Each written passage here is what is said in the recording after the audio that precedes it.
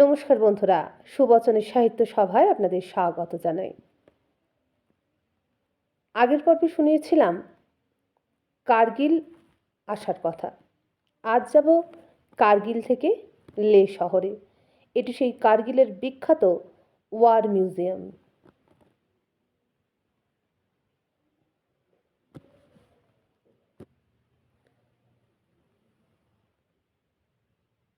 এটি কার্গিল শহর। কার্গিল শহর থেকে রওনা হব লের পথে।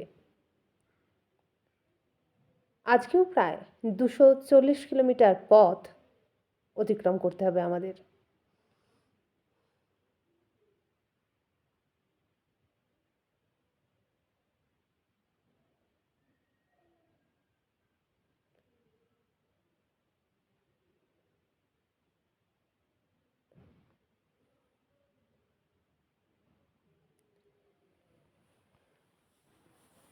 কার্গিল উপত্যকার একটি ঝলক।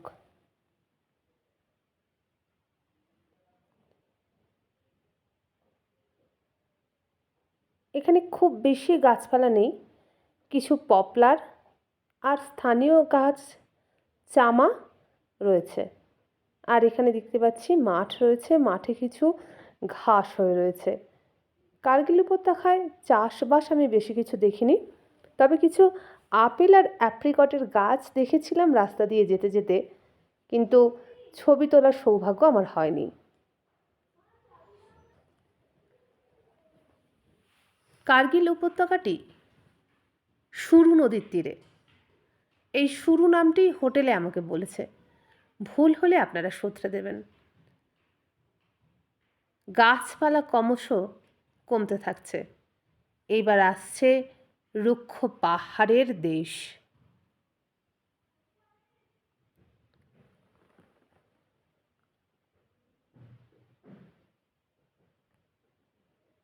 পাহাড়ি পথ, রুক্ষ ঠান্ডা মরুভূমির মধ্য দিয়ে চলতে শুরু করেছি আমরা।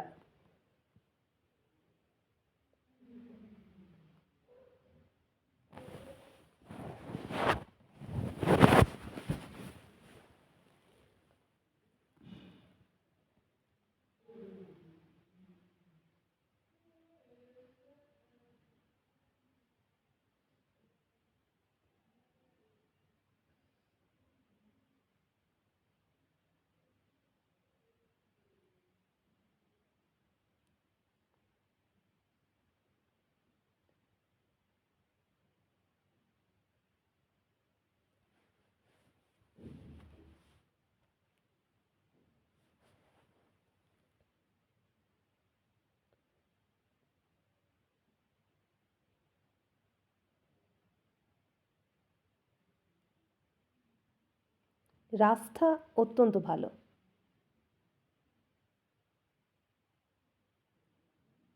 পাশের পাহাড়ের দৃশ্যটা দেখানোর চেষ্টা করছি আমি।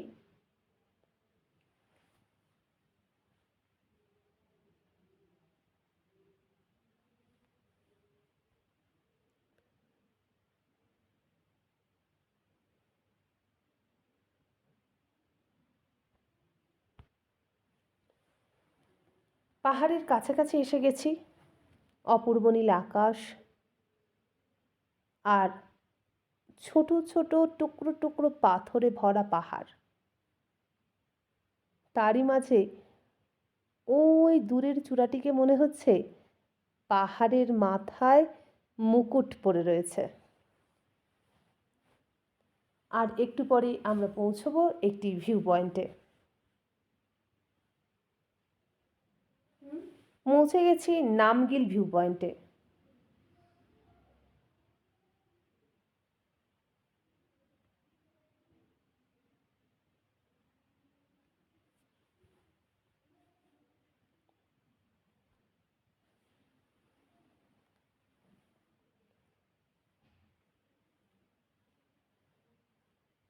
দূরে পর পর পাহাড়ের ঢেউ, নীল আকাশ, সাদা মেঘ।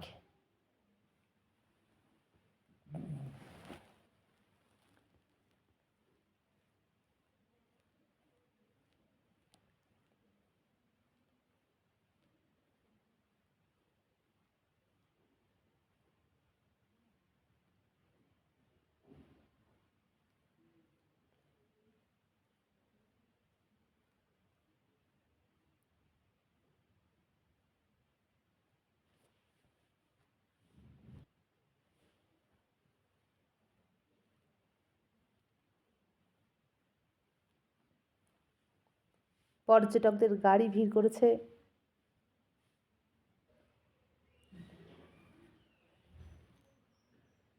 নামগিল পয়েন্টের ছাউনি, ওখান থেকেই ছবি তোলা যায়। আর জায়গাটিকে অশুভ শক্তির নজর থেকে বাঁচাতে বৌদ্ধ তংখা দিয়ে সাজানো হয়েছে। আমরা সবাই জানি লাদাখ বৌদ্ধ ধর্ম প্রভাবিত দেশ, মাফ করবেন, বৌদ্ধ ধর্ম প্রভাবিত দেশ।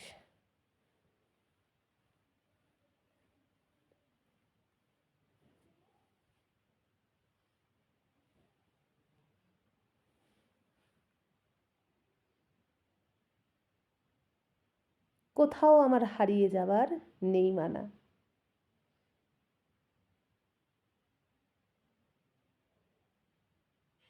কিন্তু হারাতে চাইলেই হারানো যাবে না।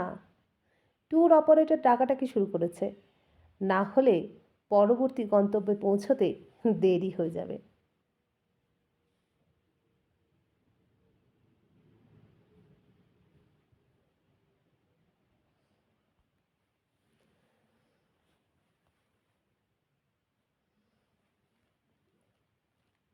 পথ চলেছি লামায়ুরু মনাস্ট্রির দিকে। লামায়ুরু মনাস্ট্রি আপনাদের কাছে পরিচিত মনাস্ট্রি, কারণ টেলিভিশনে, ইউটিউবে, অনেক জায়গাতেই এই নামগিল মনাস্ট্রির বিস্তারিত সুন্দর বর্ণনা, দৃশ্য আপনারা দেখেছেন। আমি আমার চোখে যতটুকু ধরতে পেরেছি ততটুকুই দেখাবো আপনাদের।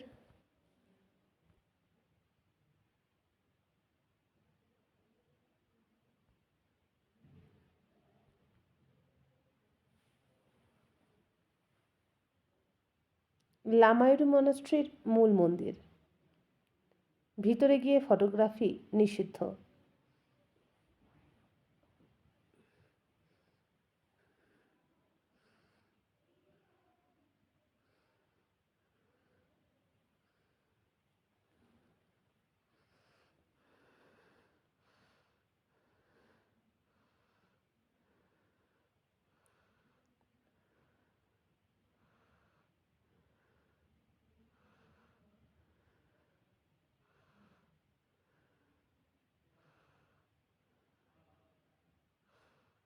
পাহাড়ের ওপরে কাঠ, পাথর ইত্যাদি খোদাই করে তৈরি এই মনাস্ট্রি।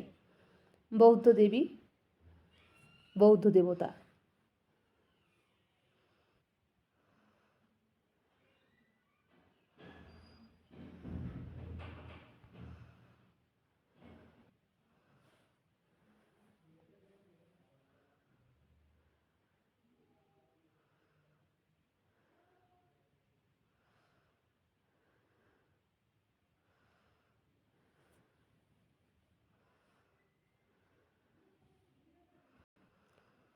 লামায়ুরুতেই আমরা লাঞ্চ সেরে নিলাম। আমাদের ট্যুর অপারেটর রান্না করেই নিয়ে গিয়েছিলেন। আগেও বলেছি, এখনও বলছি, লাদাখ ভ্রমণে কিন্তু অত্যন্ত শারীরিক সক্ষমতার প্রয়োজন হয়। বাংলাদেশের শ্যামল জল হাওয়ার মানুষ আমরা। লাদাখের রুক্ষ প্রকৃতিতে এবং অতি উচ্চতায় সহজেই শারীরিক নানা রকম সমস্যা হয়। আমি আর মেয়ে দুজনেই ইনডাইজেশনের সমস্যায় ভুগেছিলাম। এইবার দেখব মুনল্যান্ড, একটি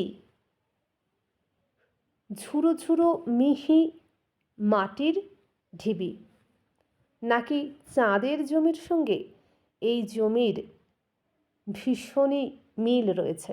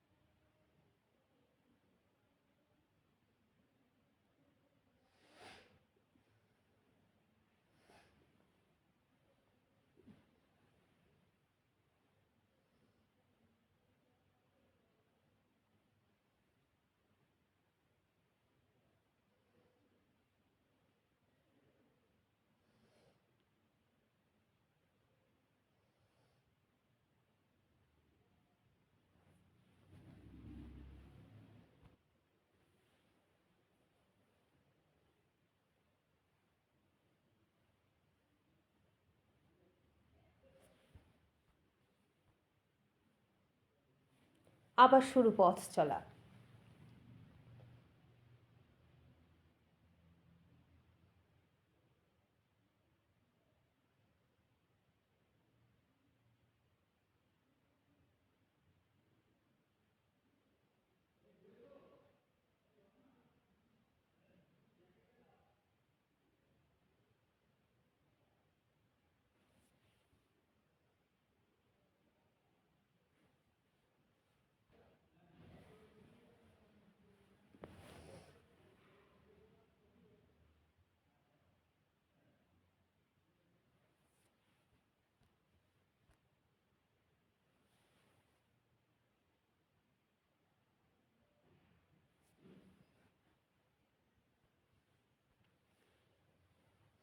এই অত্যন্ত ভালো সুন্দর মসৃণ রাস্তা তৈরির পিছনে রয়েছে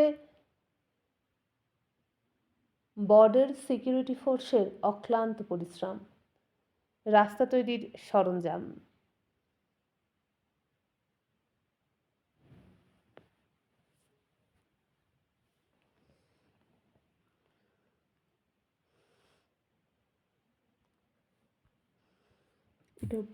The Border Road Organization BRO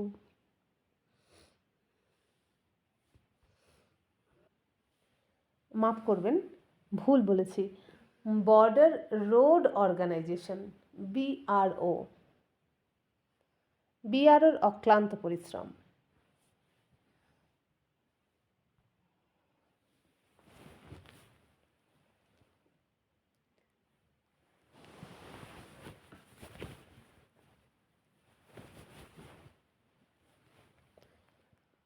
যে পাহাড়গুলো একদম কাছে চলে এসেছিল তারা দূরে সরে গিয়ে চওড়া হয়েছে ভূপ্রকৃতি। কি চমৎকার দেখতে না এই রাস্তার ছবিটি।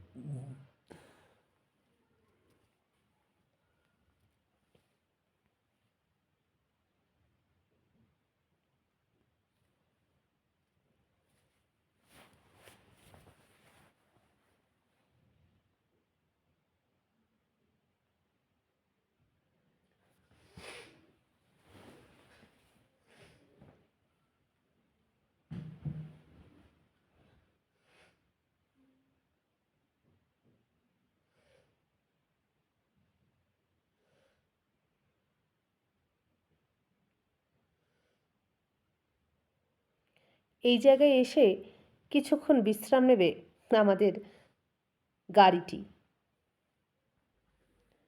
গাড়ি ততক্ষণ বিশ্রাম নিক, আমরা দেখি চারপাশে প্রকৃতি কেমন সুন্দর দৃশ্য সাজিয়ে রেখেছে আমাদের জন্য।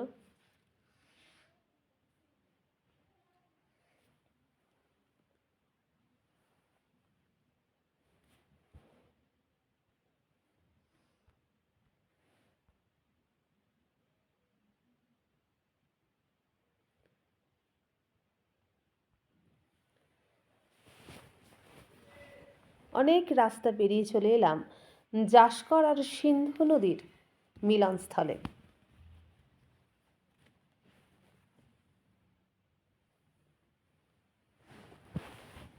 এইটি জাস্কর,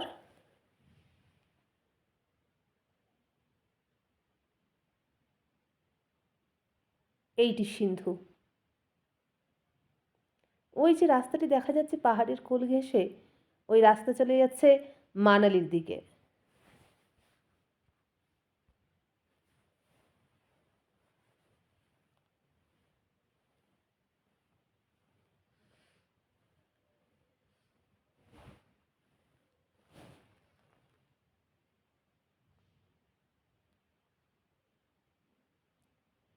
এই যে যাচ্ছে রাস্তা মানালির দিকে।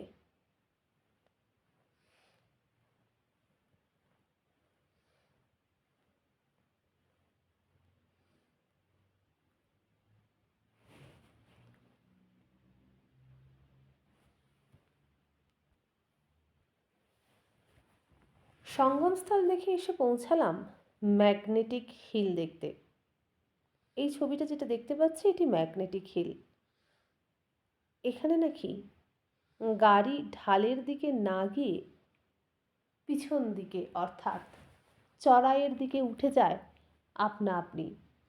তবে বিশ্বাস করুন সেরকম কোনো দৃশ্য আমরা দেখতে পাইনি। ম্যাগনেটিক হিলের সামনে কিছু অ্যাক্টিভিটি করার জন্য গ্রাউন্ড তৈরি করা আছে।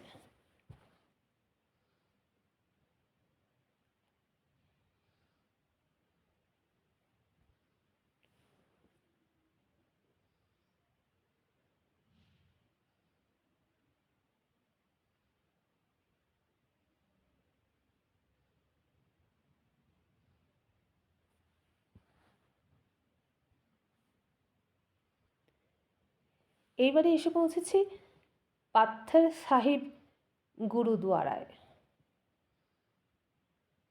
অনেকগুলো সিঁড়ি চড়তে হবে, খুব কষ্ট করেই চড়েছে সিঁড়ি।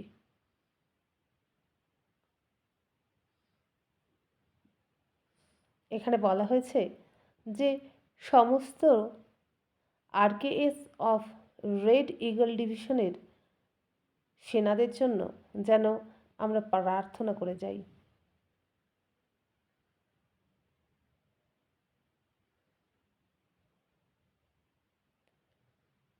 গুরুদুয়ারার মূল কক্ষ, যেখানে একটি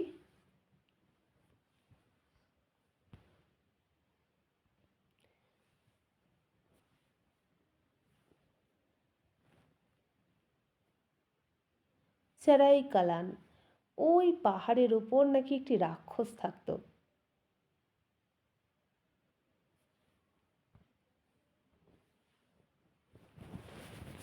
পাথর সাহিব গুরুদুয়ারার গল্পটি হলো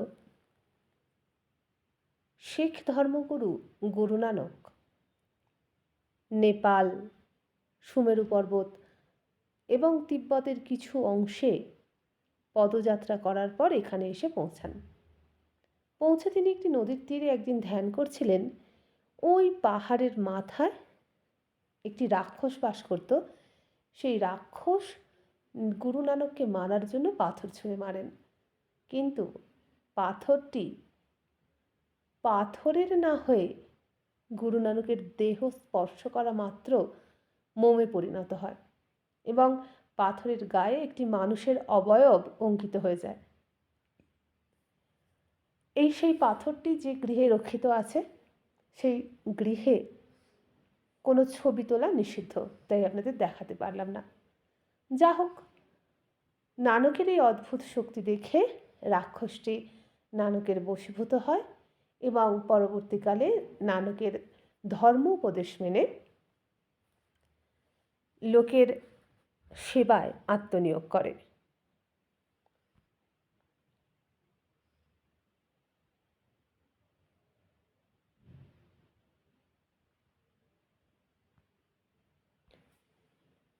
এইটি দর্শন পাথর সাহিব, অর্থাৎ পাথর সাহিবের পাথরটি যে ঘরে রয়েছে সেই ঘরে যাওয়ার রাস্তা।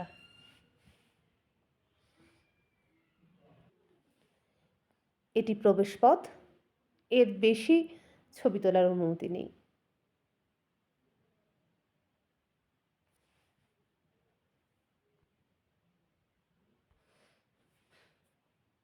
আবার পথ চলা।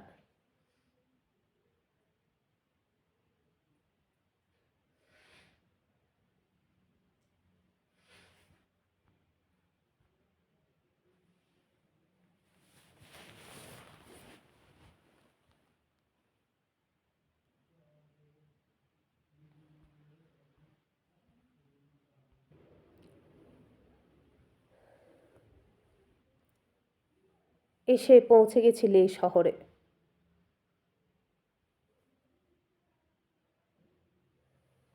লে শহরের যে রাস্তা দিয়ে যাচ্ছি তার দুপাশে আমরা দেখছি বিশাল বিশাল সেনা ছাউনি। আভ্যন্তরীণ নিরাপত্তার যদি ক্ষতি করে ফেলি, সেই জন্য সেই সেনা ছাউনির ছবি আমি আপনাদের দেখাইনি। তবে পরদিন লে শহরে আমরা হল অফ ফেম দেখেছিলাম, তার ভিডিও আমি আপনাদের দেখাবো।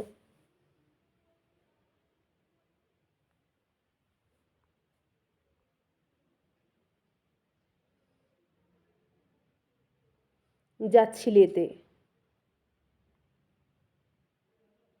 সেনাবাহিনীর এমনি নানা মোটিভ, কামান, যুদ্ধবিমান, এই সমস্ত দিয়ে সাজানো রয়েছে সেনা ছাউনির সামনের অংশগুলো।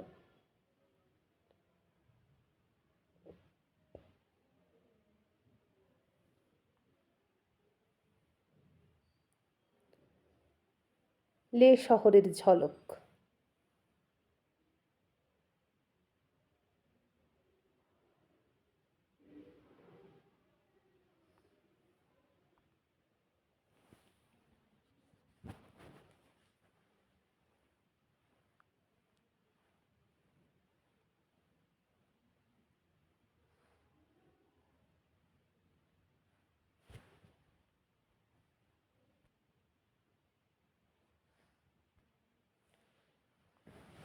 গাড়ি এসে ঢুকে পড়ল হোটেল জাম্বালায়। লে শহরে প্রচুর বিদেশিনীকে আমরা দেখেছি।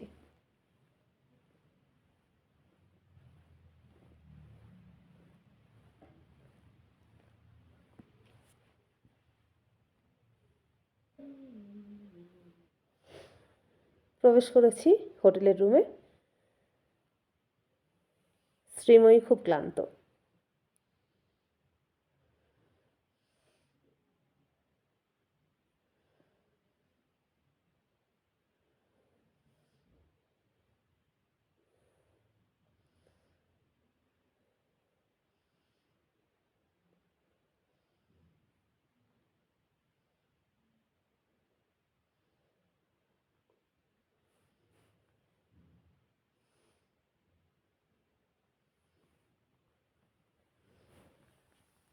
সেই দিন সন্ধ্যের মতো ঢুকে পড়লাম লে শহরে। হোটেলের রুমে বিশ্রাম। প্রায় 240 কিলোমিটার পথ অতিক্রম করে ক্লান্ত, অবসন্ন। আর লাদাখ হচ্ছে স্বয়ং সূর্যদেবের দেশ।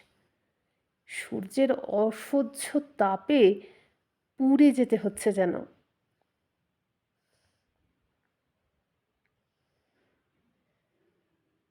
আগামীকাল দেখব লাদাখ শহরটি। বন্ধুরা, আজকের মতো বিদায় নিলাম। যদি ভালো লাগে ব্লগটি তাহলে একটি লাইক করবেন। আমি পেশাদার ট্রাভেল ব্লগার নই, বেড়াতে গিয়েছিলাম সেই অভিজ্ঞতা আপনাদের সঙ্গে শেয়ার করছি। ভ্রমণ কাহিনী পড়তে আর ভ্রমণ করতে আমি অত্যন্ত ভালোবাসি। আমার এই চ্যানেলটি মূলত গল্প পড়ে শোনানোর চ্যানেল। অনেক গল্প নানা স্বাদের আমি পড়েছি আপনাদের জন্য, সেগুলি শুনবেন। আর আজকে আমি বিদায় নিলাম। নমস্কার।